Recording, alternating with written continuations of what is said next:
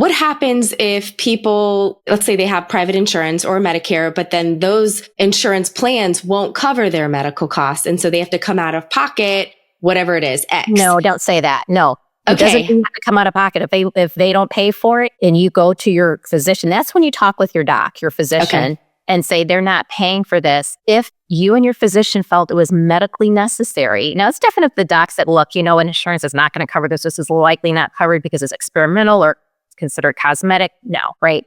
But if you and your doc said this is something that was really medically necessary, you're going to appeal that denial. Okay. And there are insurance companies, unfortunately, that have business models that count on they do automatic denials, and they know that less than, I think like the number's like 1% of people appeal the denials. So it's a business model. So no, we're not going to just automatically pay it just because the insurance says no. We're going to appeal it. With insurance, because the provider is also not getting paid, it's really easy for them. And this is what they do. If you tell them, look, I don't have the ability to write this appeal of this denial, to write the appeal, please help me with the information that I got. For instance, some of us will say, you know what, I feel comfortable when I talk to the customer service rep at the insurance company for them to tell me why specifically it was denied. Usually it's not medically necessary or things like that. And then you could say, okay, well, what clinical policy, meaning if it's not medically necessary, they have a clinical policy to say why the particular diagnosis or CPT code wasn't applicable and why they're not covering it. If you're comfortable asking that, you can say,